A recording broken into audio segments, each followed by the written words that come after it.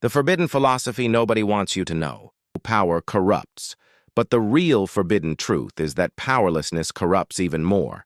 Society feeds us this beautiful lie that virtue comes from being humble, staying small, and accepting whatever scraps fall from the table. But here's what they don't want you to realize.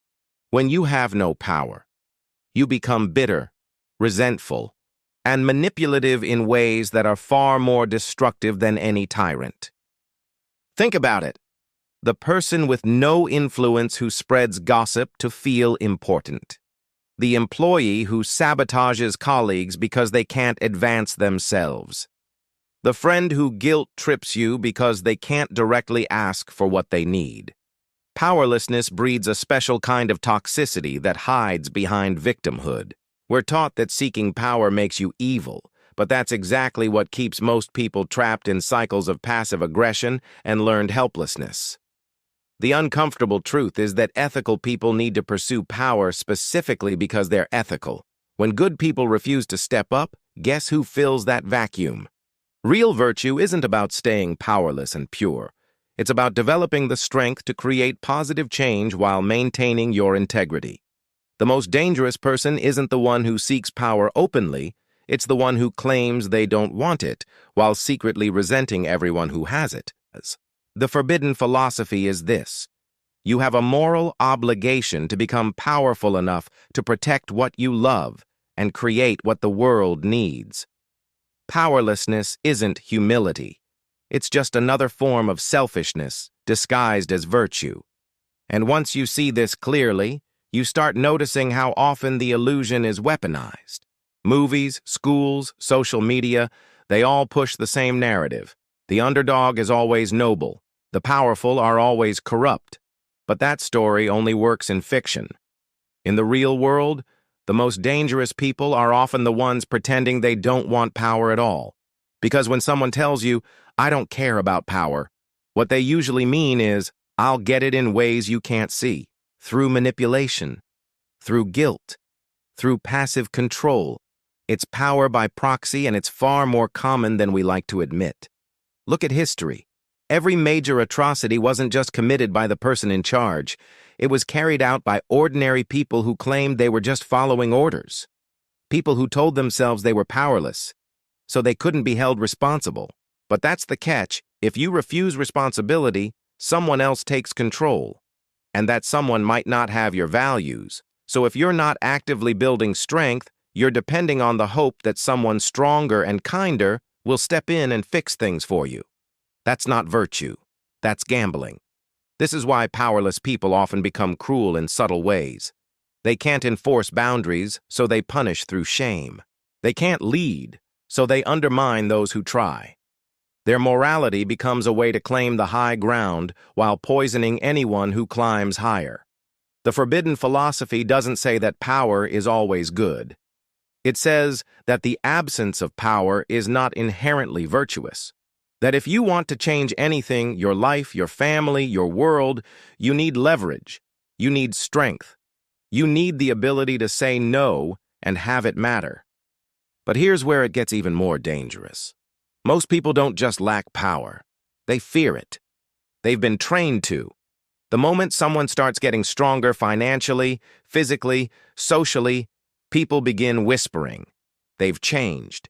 They're full of themselves. They must be doing something shady. We punish ambition and reward dependence. We treat struggle as noble and success as suspect. It's not an accident. Keeping people small is how broken systems maintain control. A powerless population doesn't rebel. It just complains. That's why the first step toward real freedom isn't changing the system. It's changing your relationship to power. You need to stop seeing it as something dirty, something shameful, and start seeing it for what it really is: a tool. Because the truth is, power doesn't corrupt. It reveals. It shows you who someone really is, because it strips away their excuses. The person who was kind only when they had no choice? Suddenly, they don't have to be. The person who said they believed in fairness? Now we see if that still holds when they're the one in charge. But this works both ways. If you're honest, If you're loyal, if you've suffered and stayed kind, then getting power won't change you. It'll amplify you. This is what the world desperately needs. Ethical people who are strong, not martyrs, not victims, builders, leaders, people who don't hide behind moral slogans but actually make things better. And that means you have to let go of the stories that keep you weak. The story that being broke makes you pure. The story that staying small keeps you safe. The story that ambition is dangerous and influence is evil. Because here's the real secret. You can't help anyone if you're powerless. You can't protect your values, your community, or your future if you're stuck begging for permission. The world is full of people suffering because someone else had more leverage. A landlord who raised the rent. A boss who ruined a career. A partner who manipulated with silence. And every time, it's the same pattern. The person with no power ends up with no options. You don't break that cycle by complaining. You break it by becoming someone who can't be cornered. This doesn't mean turning into a tyrant. It means becoming so competent, so resourceful, so grounded that you don't need to manipulate or beg or pretend. You can just act. You can protect. You can lead. But that kind of power doesn't come from slogans. It comes from action, from learning skills, from facing discomfort, from making decisions that scare you because they actually matter. And that's what makes this philosophy so dangerous. It demands something, not just opinions, not just feelings, results.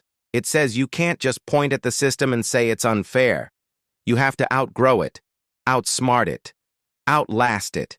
It's not comforting, it's not popular. And that's exactly why it works. Because while everyone else is waiting to be rescued, you're building the strength to rescue yourself. While others mock ambition, you're becoming the person who gets to choose what happens next. Power is the difference between hoping and deciding. And if that makes people uncomfortable, good. Comfort never built anything worth having. Hope is passive. It waits for permission, for luck, for someone else to open the door. But power kicks the door down. It doesn't ask for a seat at the table. It builds its own damn table. Discomfort is the price of progress.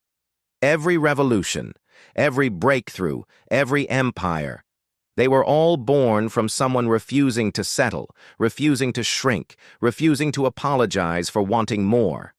That's power. Not cruelty, not domination, but the unshakable will to act. So let them squirm. Let them call you arrogant, reckless, too much. History isn't written by the comfortable, it's written by those who decided while others were still hoping. The system wants you weak because weak people are predictable, controllable, and profitable. They'll shame you for wanting more, call you selfish for building strength, and convince you that your dreams are somehow immoral. But here's the final truth they're terrified you'll discover.